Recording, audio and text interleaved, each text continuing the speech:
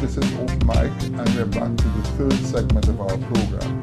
And Paul is going to highlight some areas in respect to the St. Lucia students, which I think could be quite interesting, and I think St. Lucians should pay serious attention to what he's going to say at this moment. Paul. Well, thank you. Yeah. I just wanted to, for clarity purposes and make sure that everyone understands that the international school accepts students from anywhere on the island for students that have completed their CXCs. And as students go through their CXCs, if students complete them with a minimum of level 3 on their CXCs, our school will give them a grade 11 equivalent to what would be offered in New Brunswick. Well, that's an advantage to kids having finished their CXCs, because then they can come to our school. They can have the grade 11 program already completed because their marks were good on their CXCs, and then they have one more year of grade 12 to complete with the identified courses in the sciences, maths, Englishes, the arts and business, and as I mentioned, digital production and media, and all these types of courses and the variety of courses offered. So when they graduate, they end up with a New Brunswick high school diploma. Again, an advantage for kids, yeah, whether or not they're St. Lucian or expats. Well, Paul, I want to say one thing. We are very grateful to have an individual like you in St. Lucia. And how long will you be in St. Lucia for? You're expected to be in St. Lucia for? As well, I guess in reality, I have a 2-year contract at this point, and I'm certainly considering a third. Yeah. But time will tell. Yeah. And but the important thing is that I want St. Lucians to know that the international school is not a school for it's for everybody. Don't ever believe that it's a school for a certain class of individual. We want to mention to you that at the end of the day, education is key. I'm not trying to compare the international school to the other schools in the island, because they are very good schools, but what I have found out from experience is that the schools in St. Lucia cater quite a bit to intelligent students. I went to school in St. Lucia, and I know what I'm talking about. I was not an A student, far from it, and I struggled while I was at school.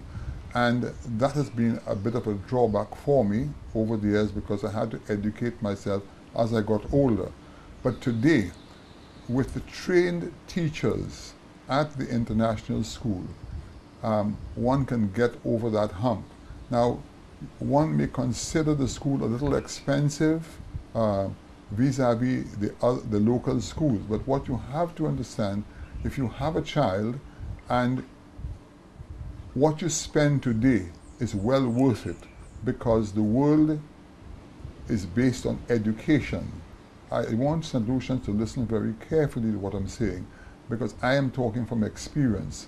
Education you cannot take away from a child.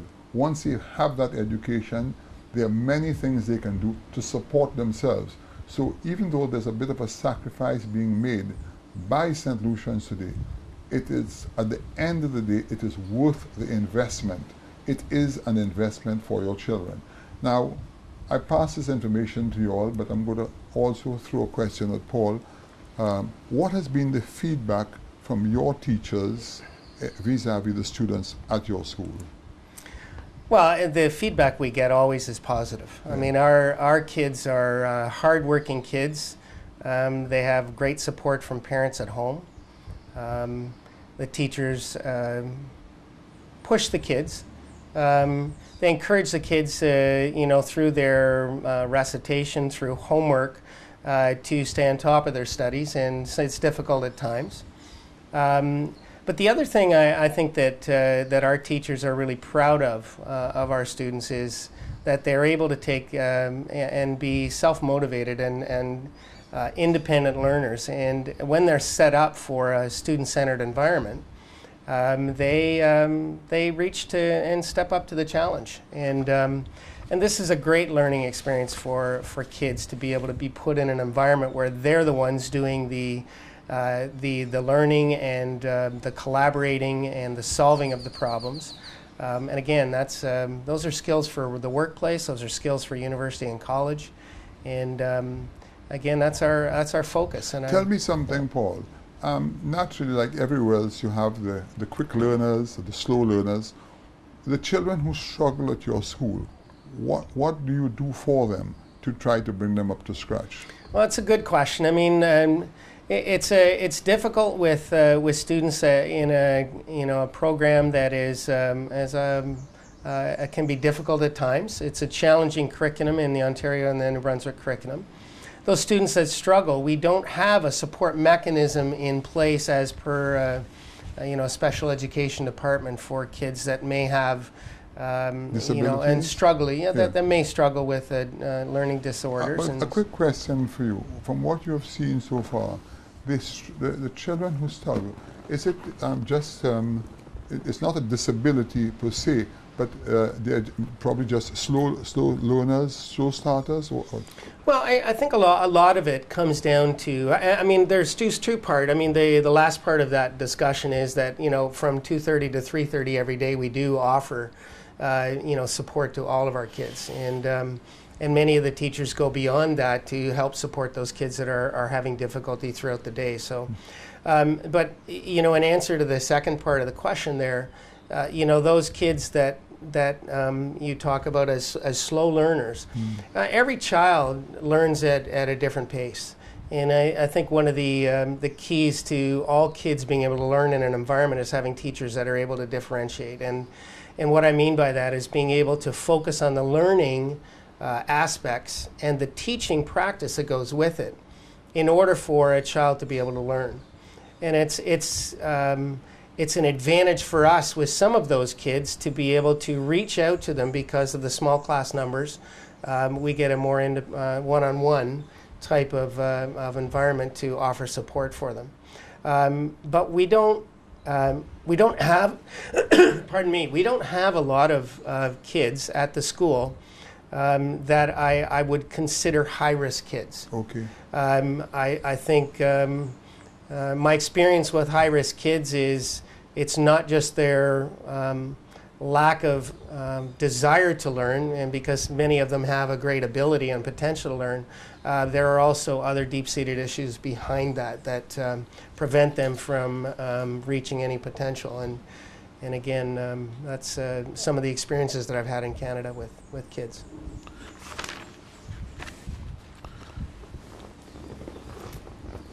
Yeah, but going back, when early in the program, we spoke about the possibilities of what I have noticed in St. Lucia as a business person. Yeah.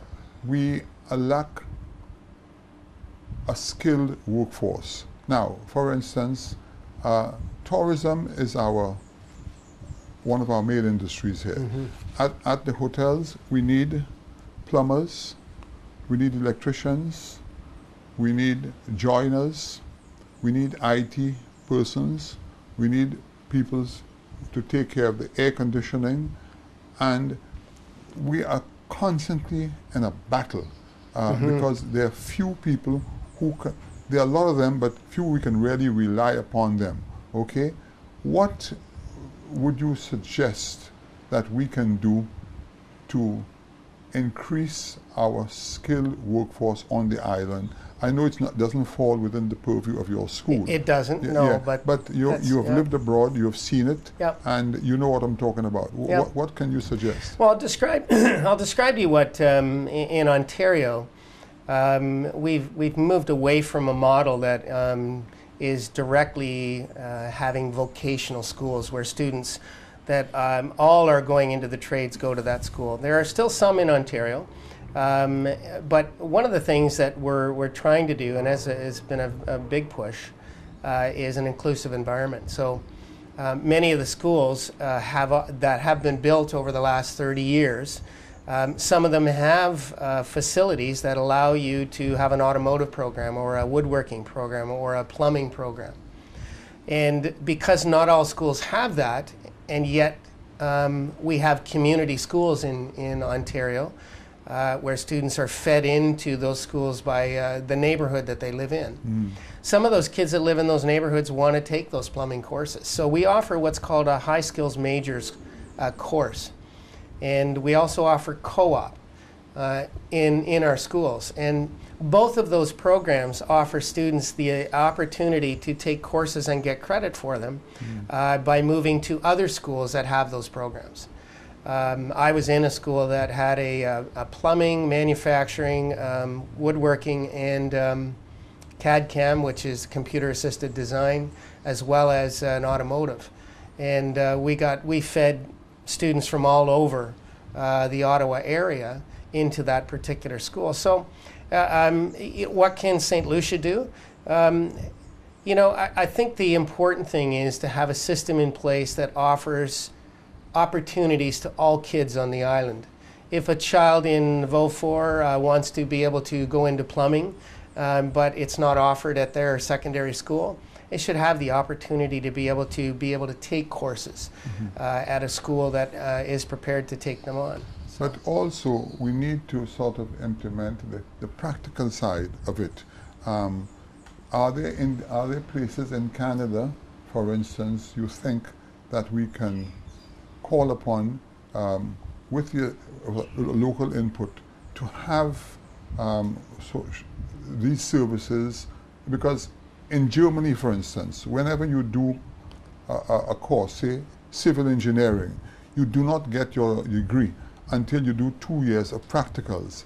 And you know, I hear what you say about the online courses, but that is part of our problem. I have found as a business person over the years in St. Lucia that people can come in, they know the theoretical part, but when it comes to the practical part, it cannot be implemented. Right. And this country cannot survive on theory alone because somebody has to do the practical work, you know? Well, this is where the co-op program offered at schools is an advantage, because students leave the school and they go out and are placed with the businesses in their communities, and that means that the business community is now taking some responsibility for training students out of school. So I mean, in St. Lucia, where tourism is a huge draw. Industry. And it's a huge industry.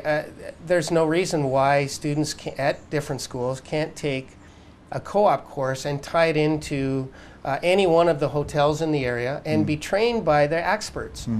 And of course there's there's a list of parameters that a student has to complete in order to get credit for that. But it's a great opportunity, and it gives the school a connection to the businesses on the island, and it gives the businesses the responsibility to take on St. Lucian kids or expat kids to help them out. St. Lucia, this is Open Mic. We have now come into the end of the third segment of our program, and we'll be right back.